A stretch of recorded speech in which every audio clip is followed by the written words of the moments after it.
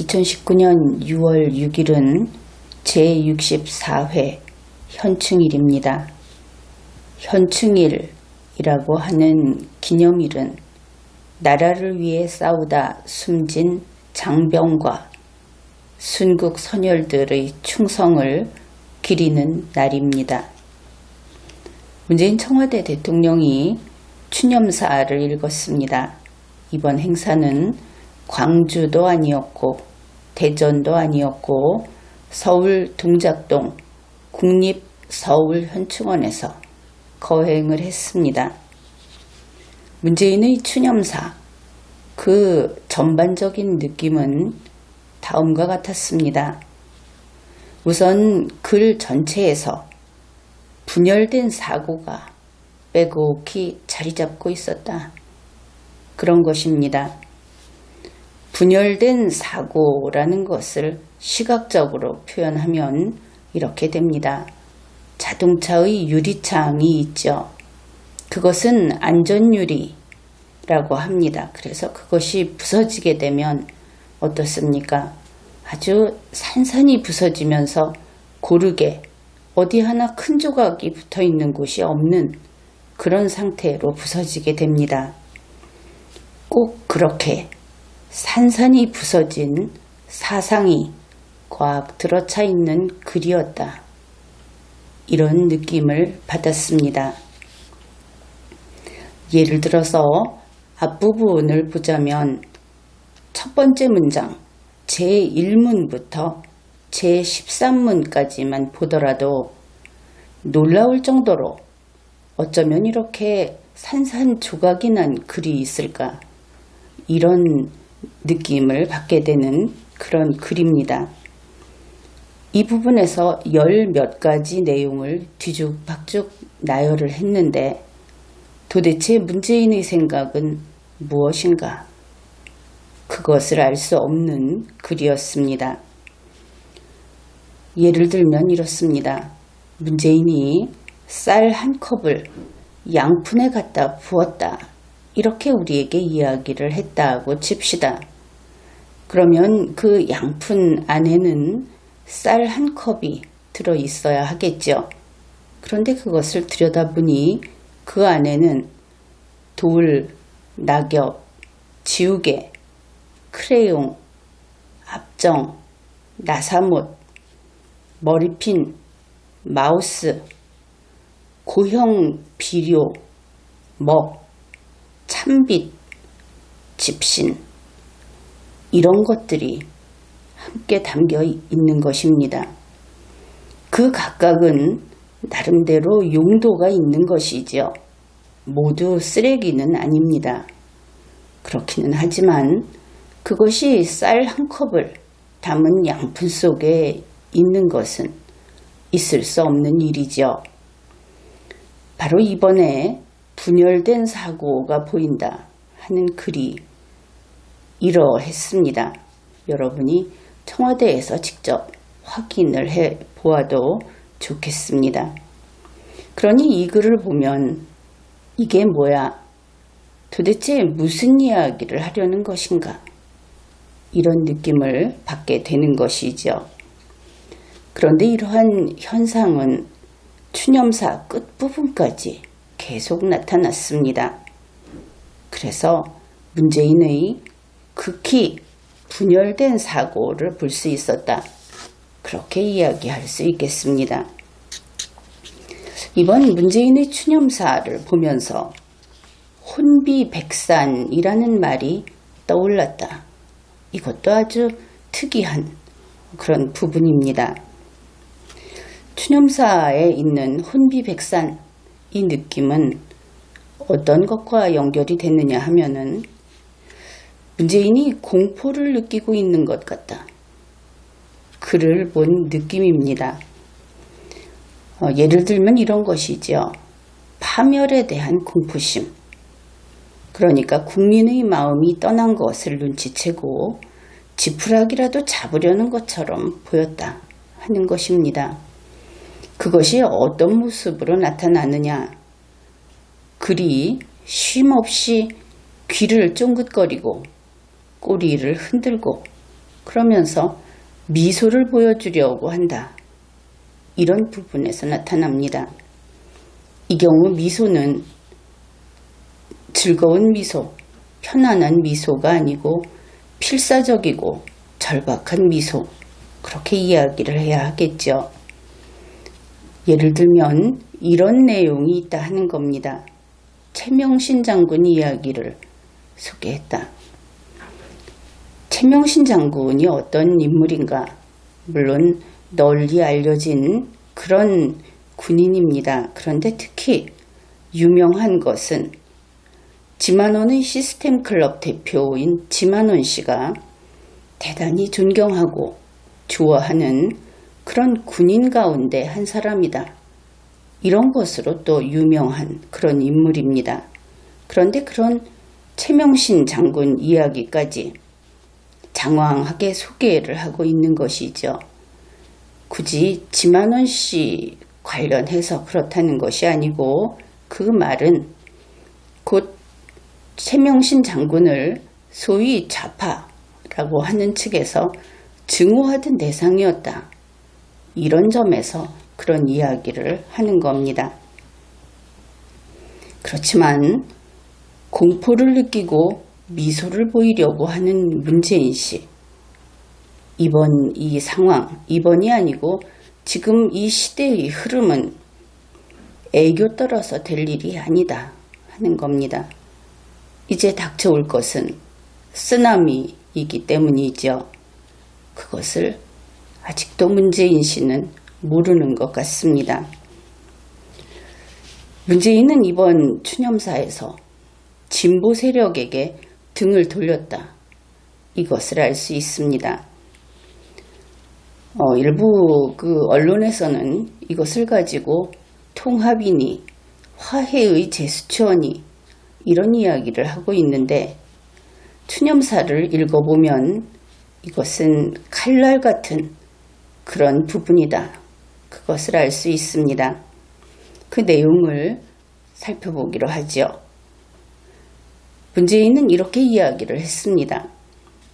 애국 앞에 보수와 진보가 없다. 기득권이나 사익이 아니라 국가 공동체의 운명을 자신의 운명으로 여기는 마음이 바로 애국이다. 우리 그 우파 국민들 중에는 이 부분을 들으면서 아마 닭살이 돋는다. 그렇게 이야기를 할지도 모르겠습니다. 국가 공동체의 운명을 어째서 문재인이 말하는 것인가? 그것을 자기 운명으로 여기는 마음이 애국이다 하는 이런 소리를 설마 문재인에게서 들을 줄은 몰랐다. 이렇게 이야기를 하겠죠. 어떻든 그는 이렇게 이야기를 했습니다. 그런데 여기에서 유의할 것이 있죠. 그냥 문장을 평면적으로 읽게 되면 보수와 진보, 기득권과 사익 이렇게 이야기를 한 것 같은데 문재인은 사실 보수를 잘 모릅니다. 그래서 그가 하는 모든 이야기는 진보를 향한 것이다. 이렇게 풀이하는 것이 보다 합리적이겠죠. 그리고 보면 이 문장이 아주 술술 납득이 되는 겁니다. 이해가 되는 것이죠. 현재 진보라고 하는 세력은 여당이고 여권이고 친문을 중심으로 한 그러한 세력들입니다. 그러면 그들에게 기득권이 있죠. 그리고 우리가 뉴스를 통해서 확인했듯이 그들이 모든 그 권력을 다 사용해서 사익을 추구하고 있습니다. 바로 이런 점에서 지금 소개한 이 내용은 문재인이 진보를 질타한 것이다. 그렇게 볼 수 있습니다. 진보는 애국하지 않는다 이런 뜻이죠. 기득권이나 사익을 추구해서는 안 된다. 국가 공동체의 운명을 자신의 운명으로 알아야 한다. 애국해야 한다. 문재인이 진보의 등에 속칭 칼을 찌른 것이다. 이렇게 볼 수 있는 아주 무서운 말이었습니다. 그 다음에 두 번째, 문재인은 이렇게 이야기를 합니다. 기득권에 매달린다면 보수든 진보든 진짜가 아니다. 문재인 치하에서 문재인이 대통령 되고 2년 후 지금 누가 기득권입니까? 당연히 진보가 기득권이지요. 그렇다면 말은 보수든 진보든 했지만 이것은 진보를 탓하는 말입니다. 다시 말해서 기득권에 매달린다면 그 진보는 진짜가 아니다. 이렇게 이야기한 것을 알 수 있죠. 이제 여기에서 한 발 더 나아갑니다. 우리에게는 보수와 진보로 나누며 대립하던 이념의 시대가 있었다. 여기에서 유의할 것은 있었다라고 하는 과거 시제를 썼다 하는 겁니다. 그렇다면 여기에서 이것만으로 그러면 이것은 이제 다 끝났다는 선언인가? 이런 생각을 하는 국민이 있겠지요. 이 진보라고 하는 것이 문재인에게 있어서 제3인칭으로 부를 수 있는 것인가? 그것은 그렇지 않죠. 문재인은 진보 진영에서 보수와 싸웠습니다. 그런 사람으로 우리 모두 알고 있죠. 그런데 그런 문재인이 우리에게는 보수와 진보로 나뉘어서 싸웠던 이제는 과거가 된 그런 이념의 시대가 있었다. 이렇게 이야기를 한 겁니다. 다시 말해서 보수도 진보도 자기가 진보에서 싸웠던 그 과거도 이제는 다 버리겠다. 이렇게 풀이할 수 있는 것이죠. 그 다음에 문재인은 이런 이야기를 합니다. 저는 보수이든 진보이든 모든 애국을 존중한다. 우선 이렇게 봅시다. 존중한다가 마지막 서술어입니다. 저는 존중한다. 누가 존중합니까? 문재인이 존중하는 것이죠. 존중하는 대상은 누구입니까? 문재인이 아닌 문재인의 앞에 있는 보수, 문재인의 앞에 있는 진보, 이것이 이 문장이 나타내고 있는 어떤 구도, 그것이죠. 그러면 확실한 것은 문재인은 보수도 아니고 진보도 아니다. 문맥상 그렇게 알 수 있습니다. 그러면은 문재인은 이제 보수든 진보든 모든 애국을 존중한다. 이제는 애국만 보겠다. 이렇게 보이죠.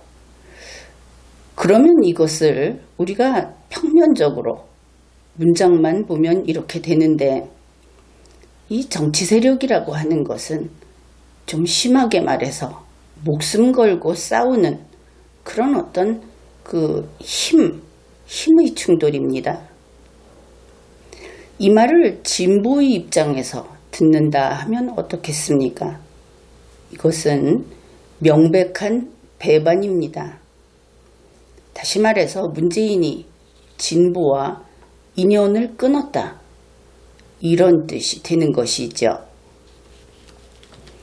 문재인은 이런 이야기를 합니다. 이제 보수와 진보, 이분법으로 나눌 수 있는 시대는 지났다. 정말 활용점정입니다. 마지막 마침표를 꽝 하고 쳐버렸습니다.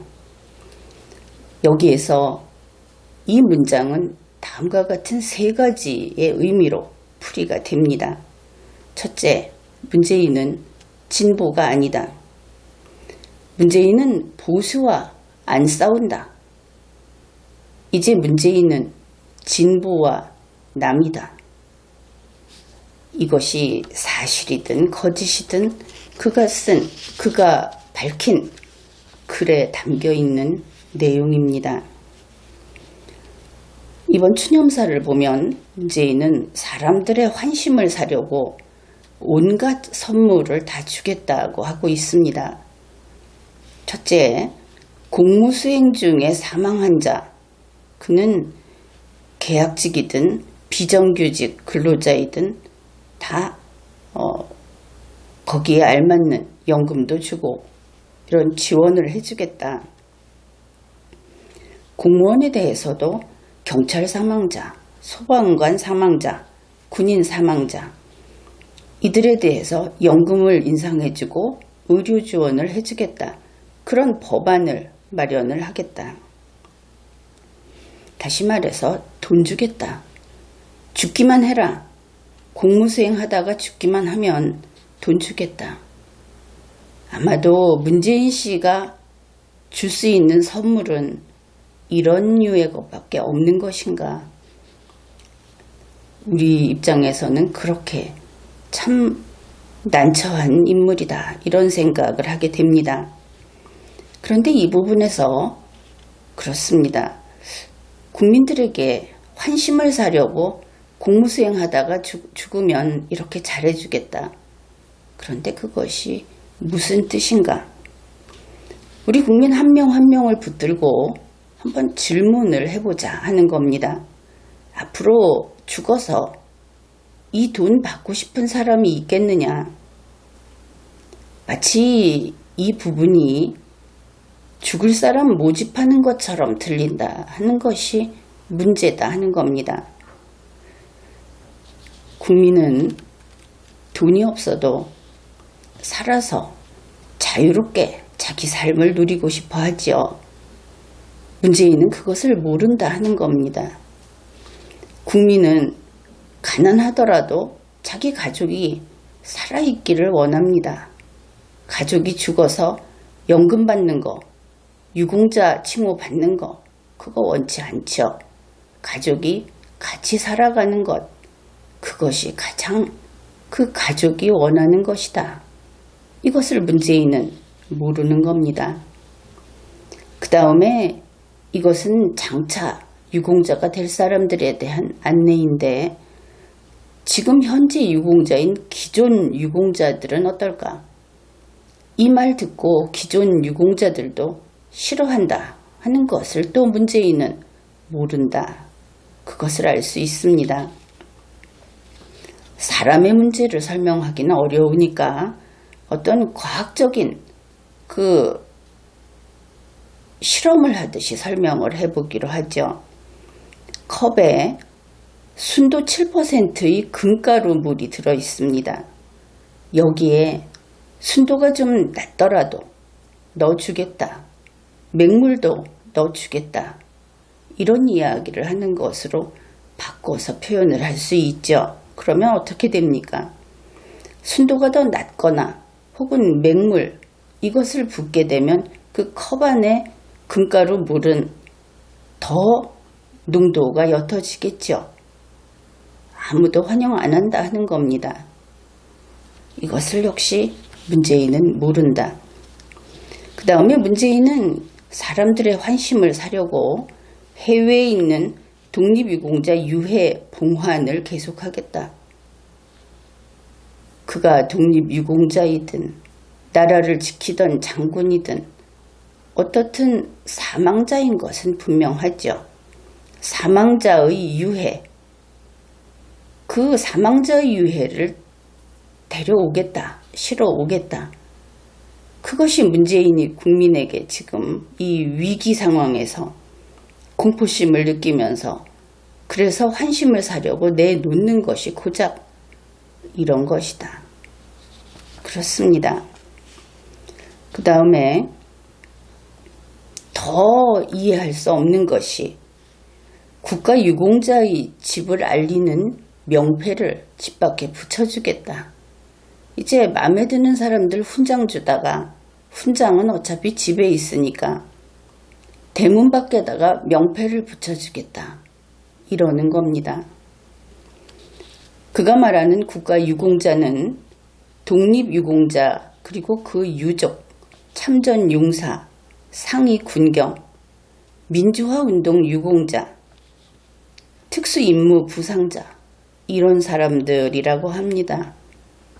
그러면서 2020년 내년까지 40여만 명의 집에 명패를 달아주겠다. 우선 이것을 보면 유공자 명단은 비공개가 원칙이라는 이야기가 있었는데 그것이 아니다. 이렇게 문재인이 밝힌 것을 알 수 있죠.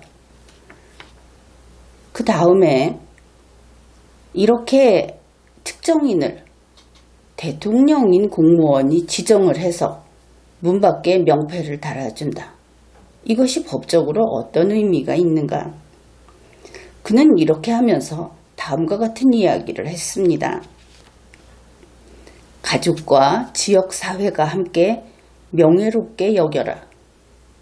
이런 내용의 이야기를 했습니다. 그러면 그들을 명예롭게 여기는 것은 가족이면 가족 이외의 사람들은 그의 명예를 지켜주고 존중해야 하겠죠. 특별히 만일 그것이 지역사회면 그 지역사회 이외의 전국에서 그 지역사회를 이러한 명패가 달린 사람이 있는 그곳을 또 추앙해야 할 겁니다. 달리 말해서 이것은 헌법이 금지하는 특수계급을 만들어낸 것이다. 그것을 문재인이 했다. 위헌행위를 하는 겁니다. 그 다음에 이 명패를 달아준 이런 사람들은 지자체 등에서 행사를 할 때 앞자리에 초청을 하기 바란다.